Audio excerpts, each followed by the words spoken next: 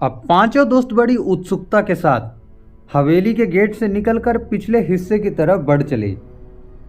नाना जी भी कुछ देर तक उन सबको जाते हुए देखते रहे, फिर वापस वो हवेली के अंदर चले गए। अब शशांक ने हल्का सा मुड़कर जैसे पीछे देखा तो वो समझ गया कि नाना जी तो हवेली के अंदर चले गए हैं। वो फौरन अपने दोस्तों से बोला, लो गाइस, नाना जी तो हवेली के अंदर चले गए हैं। अब हमें जो वो सामने रास्ता दिख रहा है ना, बस उसी रास्ते पर आगे बढ़ते हुए 5 किलोमीटर तक चलना होगा। अब सभी दोस्त उत्साह से भरपूर, सभी दोस्तों ने अपनी गर्दन हिलाई खुशी के मारे और तेज कदमों से शशांक के बताए हुए रास्ते पर आगे बढ़ने लगे। अब तिमारपुर जाने का रोमांच दोस्तों के मन में इस तरह से फैल गया था कि कल रात जो उनके साथ घटना हुई थी, जो वो 2 मशालें अपने आप जल गई फिर बाद में बुझ गई, या देवजीत के हाथों में अचानक मशाल कहाँ से आ गई, वो साय वाली बात, वो सब कुछ सभी दोस्तों के मन से मिट चुका था। उनके मन में तो सिर्फ एक बात थी कि तिमारपुर में जो वे आत्माएं भटकती है उन्हें वहां पर पहुंचकर क्या कुछ देखने को मिलेगा। अब इनकी शुरुआत की चाल तो बड़ी फुर्तीली थी, पर जल्द ही सुस्त कदमों में तब्दील हो गई थी। दरअसल रास्ता इतना ऊबड़ खाबड़ कच्चा था कि एक एक कदम चलना भारी पड़ रहा था। ऊपर से उस संकरे कच्चे रास्ते के दोनों ओर कांटीली झाड़ियों ने अपना कब्जा जमा रखा था। बड़ी सावधानी से दोस्त अपना कदम आगे बढ़ाते हुए तिमारपुर की ओर बढ़ रहे थे। करीब उन्होंने 3 किलोमीटर का सफर ही तय किया था कि इतने में शेखर और गौरव एकदम से थक गए। वहीं एक किनारे पर रुकते हुए गौरव ने अपने पास रखी हुई पानी की एक बोतल निकाली और एक एक घूंट करके सांस लेते हुए पानी की आधी बोतल ख़त्म कर दी। हाँफते हुए गौरव बोला, ओ यार, ये रास्ता तिमारपुर को जाता है या यमपुरी को? मेरा तो दम निकल गया चलते चलते। शेखर भी थके हुए स्वर में बोला, हाँ यार, मैं तो थक कर इतना बेहाल हो चुका हूँ कि अभी एक कदम भी चलने की मेरे में ताकत नहीं बची। मैं तो यहीं बैठता हूँ, तुम लोगों को अगर जाना है तो आगे जाओ।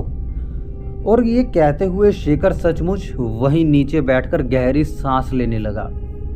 शशांक ने शेखर की बाँह पकड़कर उसे उठाते हुए कहा, क्या यार शेखर, तू इतनी जल्दी थक गया?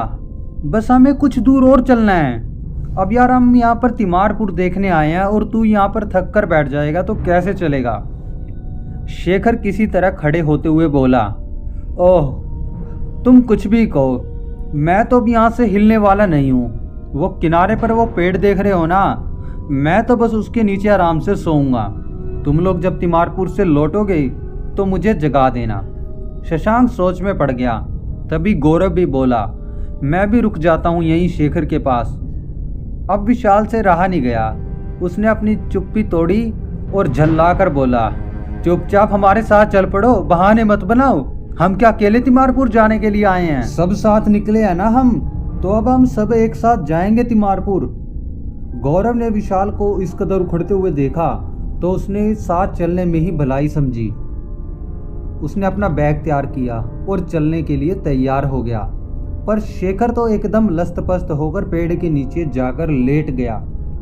उसकी ओर देखते हुए शशांक बोला, यार अब शेखर तो नहीं चलने वाला, चलो इसको यहीं पर आराम करने दो, हम सब चलते हैं। भूलो मत, हमें शाम होने से पहले हवेली भी वापस पहुंचना है, नहीं तो नाना जी चिंतित होकर कहीं हमें ढूंढने के लिए आम के बगीचे में ना जा पहुंचे।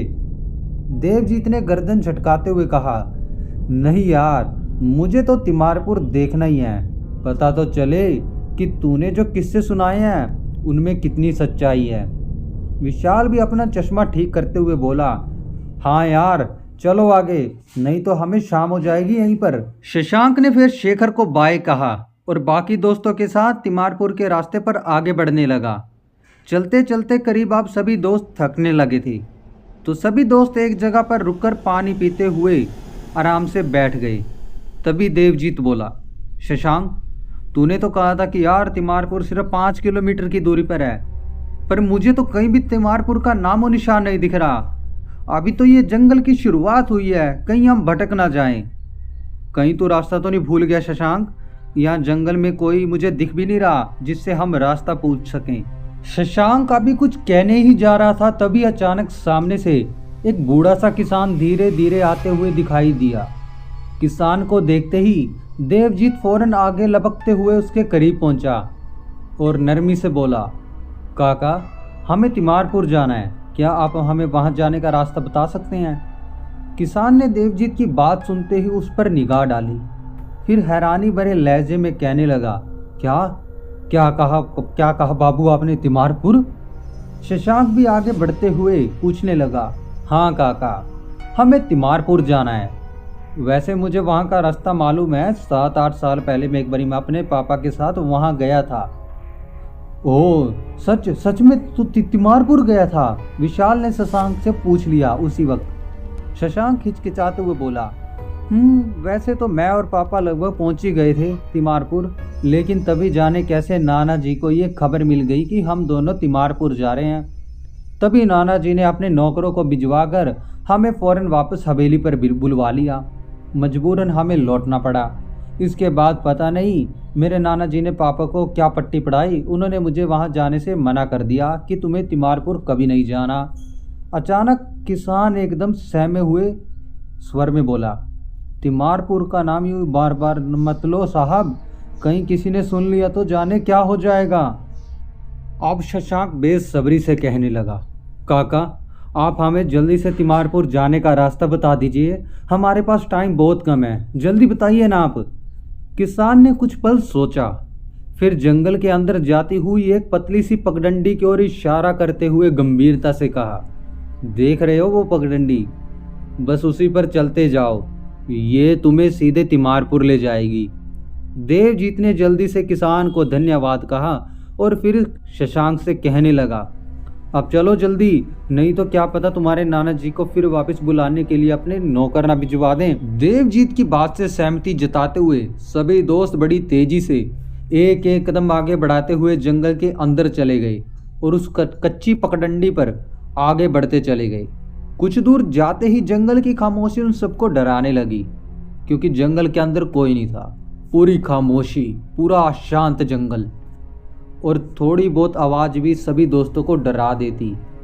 नीचे गिरे हुए सूखे पत्ते जैसे उन पर पांव पड़ता, उनकी खड़खड़ाहट एक अलग सा डर पैदा कर देती उस सन्नाटे में। जंगल के बीचों बीच चलते चारों दोस्त के सिवाय वहां एक परिंदा तक नहीं था। अचानक देवजीत ने सोचा और बोला, यार, हम इतनी देर से चल रहे हैं इस घने जंगल में, पर मुझे अभी तक एक परिंदा तक नहीं दिखा। फिर वो बूढ़ा किसान भला इधर कहां से आ रहा था? देवजीत की इस बात से सभी सन्न रह गए, अपनी अपनी जगह पर जैसे सबके सब जम गए। सबके दिमाग में वो बूढ़ा किसान घूमने लगा।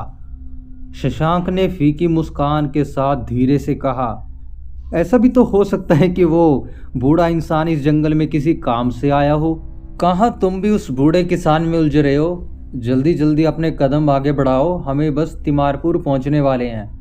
विशाल ने आगे चलते हुए इधर उधर देखा, फिर धीमी आवाज में बोला, इस घने जंगल में लगता है कि बरसों से किसी इंसान के कदम तक नहीं पड़े। मुझे डर सता रहा है कि हमें कहीं घनौर जंगल में फंस ना जाएं। विशाल के पीछे ही चल रहे गौरव ने सहमते हुए कहा, यार, ये तो इतनी डरावनी बात क्यों कर रहा है? एक तो पहले ही डर से मैं कांप रहा हूँ और तू मुझे और डरा रहा है। मैं कह देता हूँ, अब मैं और आगे नहीं जाऊँगा। शशांक बोला, ये कैसी पागलों जैसी बातें कर रहा है तू आगे नहीं जाएगा तो क्या इस जंगल के बीच में पड़ा रहेगा तू? गौरव चिढ़ते हुए बोल उठा, मैं वापस चला जाऊँगा, मैं एक पल नहीं यहाँ पर रुकूंगा। फिर थोड़ा रुककर गौरव आगे बोलने लगा, दरअसल मुझे यहाँ आना ही नहीं चाहिए था। अच्छा खासा वहीं शेखर के साथ आराम से पड़ा रहता, पर तुम लोगों ने मुझे आने पर मजबूर कर दिया। देवजीत ने गौरव का हाथ पकड़ा और समझाते हुए कहने लगा, अब आ ही गया है तो फिर चलना चुपचाप हमारे साथ। वैसे भी यहाँ तिमारपुर देखने के लिए आया था ना तू, तो फिर अब जंगल में पड़े रहने की बात क्यों कर रहा है? गौरव ने गर्दन झटकी और शीतल कदमों से आगे बढ़ता गया। अब तो जंगल इतना गहरा हो गया था कि पतली सी पगडंडी भी गायब हो गई थी। सारे दोस्त बस इस अंदाज से एक एक कदम आगे बढ़ाते हुए रख रहे थे अपने लक्ष्य की ओर। इधर पेड़ के नीचे आराम से सो रहे शेखर की आंख में कब नींद समा गई उसे पता भी नहीं चला। वो तो बस आराम से गहरी नींद में सोया हुआ था। तभी अचानक शेखर के कानों में आवाज़ आई, उठिए बाबू साहब, उठिए जल्दी। इसी तरह यहाँ सुनसान जंगल में क्यों सो रहे हैं? शेखर घबराकर हड़बड़ाते हुए उठा। उसने आँख खोली, मलते हुए आंखों से जब देखा तो हरिया वहाँ खड़ा था, जो उसे जगा रहा था। शेखर एक झटके में खड़ा हुआ, फिर हैरान होकर बोला, हरिया, तुम यहाँ अचानक कैसे आ गए? हरिया ने बड़ी नम्रता से जवाब दिया, अचानक नहीं बाबू साहब, हमें तो बड़े मालिक ने भेजा था आप सबकी खैर खबर जानने के लिए। पर आप लोग तो घर से आम बगीचे में जाने वाले थे, पर आप तो यहाँ पड़े हो बीच जंगलों में। आम का बगीचा तो हवेली से बस कुछ दूरी पर है, कहीं आप लोग रास्ता तो नहीं भटक गए? शेखर ने फौरन हाँ भरते हुए कहा, हाँ, हम दरअसल रास्ता भटक कर यहाँ आ पहुँचे। मेरे बाकी दोस्त आगे चल दिए हैं, पर मैं बहुत थक गया था, इसलिए मैं यहीं रुककर आराम करने लगा। हारिया ने चिंतित स्वर में पूछा, तो क्या आपके दोस्त आगे चलते हुए जंगल के अंदर तो नहीं चले गए? शेखर ने हाँ भर दी, हाँ, वो जंगलों के अंदर चले गए। हारिया के माथे पर परेशानी की लकीरें साफ दिख रही थी शेखर को। पर हरिया बोला, पर वो जंगल के अंदर क्यों चले गए? क्या उन्हें मालूम नहीं कि जंगल में कितना खतरा हो सकता है? तभी शेखर कुछ सोचते हुए बोला, पहले ये बताओ हरिया कि आज सुबह तुम अचानक कहाँ गायब हो गए थे? हवेली में नजर क्यों नहीं आए तुम? हरिया फौरन बोला, अरे बाबू साहब, हम भला कहाँ गायब हो गए थे? वो तो सुबह सुबह मुझे याद आया कि कल मालकिन ने मुझसे कहा था कि खेत से गन्ने तोड़कर लाना, ताकि आप सबको उस गन्ने का ताजा रस निकालकर पिलाया जाए। बस वो मुझे सवेरे उठते ही याद आया और मैं खेतों की तरफ चल दिया। शेखर कुछ बोलने ही वाला था कि हरिया ने उसे रोकते हुए बीच में ही कहा, अब हमें यहाँ खड़े रहकर और बातों का वक्त नहीं गंवाना चाहिए। चलिए हम भी जंगलों की ओर जाते हैं और बाकी दोस्तों को बुलाकर लाते हैं। बड़े मालिक ने मुझे साफ साफ कहा है कि सारे दोस्तों को जल्दी से जल्दी हवेली वापस लेकर आ। शेखर ने हैरान होते हुए पूछा, पर अब तक तो वो सब बहुत दूर निकल गए होंगे, अब हमें कैसे पता, उन्हें कैसे ढूंढेंगे हम? हरिया ने हाथ हिलाते हुए कहा, अरे बाबू साहब, वो सब शहर से आए हुए लड़के हैं। इस जंगल में वो एक एक कदम चलने में उन्हें भारी मुश्किलों का सामना करना पड़ेगा।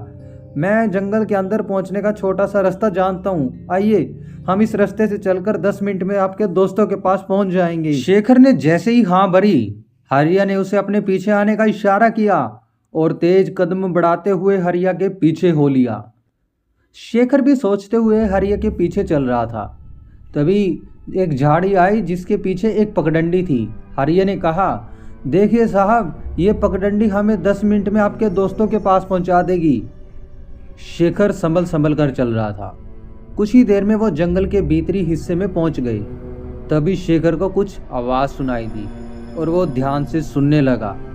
कुछ लोगों के चलने की आवाज़ थी जो निरंतर पास आ रही थी, और जैसे ही वो पास आई, शेखर ने देखा कि उसके सामने वो चारों दोस्त थके हारे चलते हुए आ रहे थे।